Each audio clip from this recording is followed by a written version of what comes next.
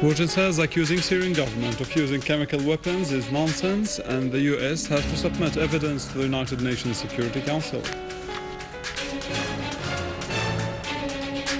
Arab and international condemnation of the United States threats to launch aggression against Syria continue in various world cities.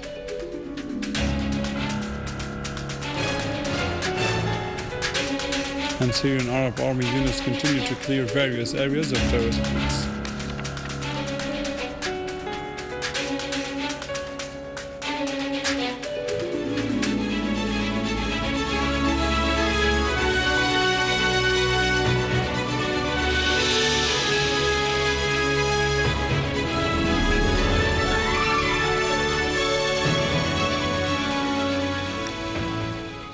Good afternoon, this is news in English from the Syrian Arab television in Damascus. Russian President Vladimir Putin affirmed that the Syrian government did not use chemical weapons, referring that accusing the Syrian Arab army of using such weapons is nonsense. In a statement, Putin said that holding the Syrian government responsible for using chemical weapons constitutes a provocative act, considering that calls to strike Syria are motivated by recent advances achieved by the Syrian Arab army. Putin called on the United States, Barack Obama, not to forget that he was a winner of the Nobel Prize for Peace, stressing that the US has to submit evidence on the use of chemical weapons to the United Nations Security Council. In a related context, an official source at the Ministry of Foreign and Expatriates Affairs said that after days of media exaggeration about what the U.S. administration described as decisive evidence, the United States Secretary of State John Kerry only produced materials based on old stories which were published by terrorists over a week ago and are full of fabrications and lies. The source said that Foreign and Expatriates Ministry confirms that all accusations leveled by Kerry against the Syrian government and the Syrian state are lies and baseless for the following reasons. 1. Syria has challenged the United States to produce one piece of true or logical evidence that it used alleged chemical weapons, and Kerry relied on fabricated images from the internet, and the alleged call made by a Syrian officer after the alleged attack is too ridiculous to be discussed. Second, Syria never impeded or restricted the International Investigation Committee. On the contrary, as the United Nations Secretary General has lauded the Syrian cooperation with the committee in his most recent call with the Foreign and Expatriates Minister on the 30th of August 2013, asserting that Syria permitted the committee to move exactly as per the agreement signed by the two sides. Third, the United Nations itself said time and again that the traces of using any form of toxic gas do not dissipate over time, and the proof of this is that the UN sent the investigation committee 5 months after the Syrian government requested an investigation of Khan al-Assal incident. Therefore, the Syrian government did not delay the investigation committee's access to the alleged attack sites, as this occurred within 48 hours of arrival of UN envoy Angela Kane to Damascus.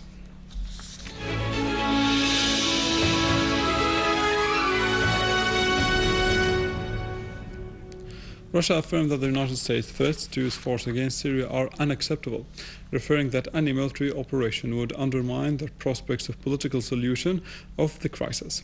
A spokesperson of the Russian Foreign Ministry, Alexander Lukashevich, said that Washington's statements to use force against Syria are unacceptable, pointing out that the US should implement the decision of the G8 summit and the agreements that followed. He added that even the United States allies are calling on it to wait until the end of the United Nations mission, stressing that any military action would be a blatant violation of international law and would undermine the role of the United Nations Security Council. Head of the National Security and Foreign Policy Committee at the Iranian Shura Council, Ala ad-Din Projordi, reiterated his country's firm and principled stand in defending Syria, the axis of resistance in the region. In a pre-departure statement he made in Tehran before heading to Syria and Lebanon, Projordi stressed that the United States and its tools in the region failed in their war against Syria, stressing that any US military action against Syria would inflame the whole region. He added that the media fanfare about the possibility of launching an aggression against Syria is a psychological war that indicates the weakness of the United States, stressing the country's unwavering stand in support of Syria. in confrontation of any aggression. The permanent Iranian representative at the United Nations, Mohammad Khuzai, stressed that his country severely rejects any Western aggression against Syria, demanding the UN member states to give the United Nations inspectors enough time to complete their investigations. Khuzai denounced the United States and French sending of their warships to the Mediterranean to launch an attack against Syria. He added that Iran rejects any military operation against Syria because it undermines the possibility of reaching a political settlement for the crisis in Syria. Former U.S. President Jimmy Carter warned the United States of any unilateral action against Syria, considering it as a mistake that would lead to catastrophic consequences. The Carter Center, the institute headed by President Carter, said in a statement that a punitive military response without a United Nations Security Council mandate or broad support from NATO would be illegal under international law and unlikely to alter the course of the war. The statement also described the use of chemical weapons in Syria as a grave breach of international law. People have taken to the streets in various world capitals expressing rejection of any military strike against Syria and calling upon the United States to abide by the international law and the United Nations Charter. More about that in the following. Condemnations have continued by world's capital of the American and Western threats of a possible strike against Syria. Union of the Southern American States has criticized the foreign intervention in Syria out of the United Nations Charter, underlying the necessity of a peaceful solution to the Syrian crisis. Nicaragua, the biggest country in Central Africa, criticized the threats made by the United States of launching a strike against Syria.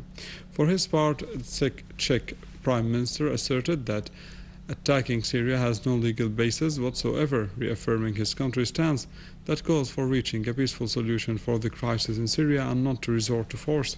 In a statement released, communist and labor parties called peoples of the world and the labor class to combat and denounce the new imperial war against Syria.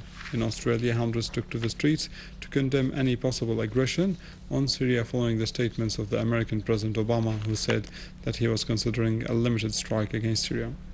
The demonstrators who gathered downtown the capital Sydney raised banners that said "Hands off Syria," while others raised photos of the Syrian President Bashar al-Assad and voiced solidarity with the Syrians and support of the Syrian Arab Army against any possible attack, asserting that they will be the voice of the Syrian people to tell Obama that he has taken a decision on behalf of the Syrian people, the people of the United States, the peoples of the whole world, and that he is violating the international law and the UN's charter.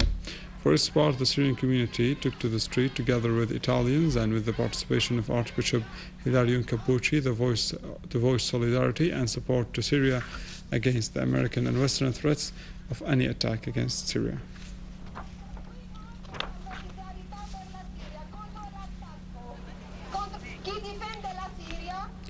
Moving to field developments, the Syrian security forces arrested terrorist groups member, including the most dangerous wanted men who committed acts of terrorism against civilians and scientific cadres in Ruknuddin and Masakin Barzi in Damascus, as the security forces seized their weapons and explosive belts. Also in Daraa city, the Syrian Arab Army units destroyed the weapons and ammunition belonging to an armed terrorist group in a qualitative operation the army carried out against dens in Daraa al-Balad and on the road leading between Al-Ghariya al-Sharqiyya and Khirbat Ghazali in Daraa countryside,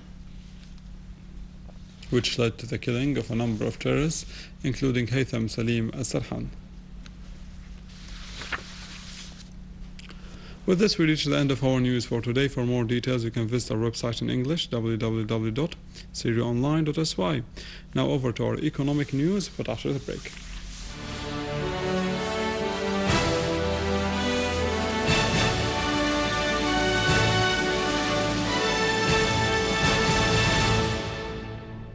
Ladies and gentlemen, good afternoon. The Real Estate Bank set the conditions of selling foreign currencies for non-commercial purposes. The selling process is confined to the Syrian citizens who are over 18 years old, with a monthly rate that reach about $1,000, noting that the selling process will be according to the real estate bank's exchange rate. The Ministry of Agriculture has increased the number of beneficiaries for the drought fund.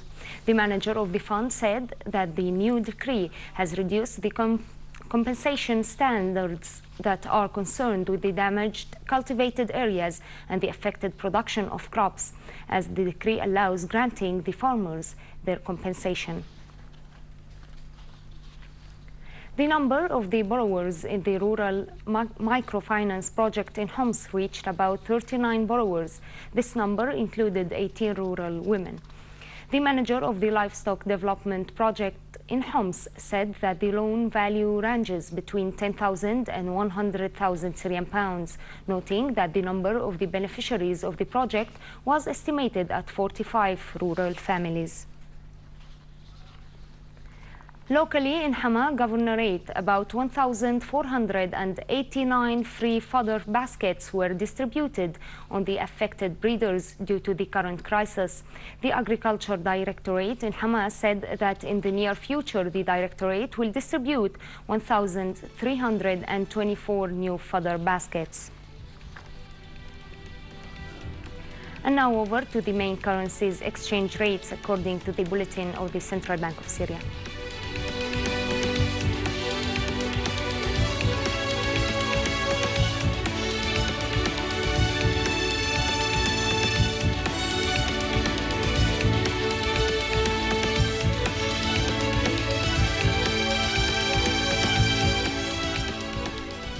Ladies and gentlemen, this was our economic news for today. Thank you for watching. Goodbye.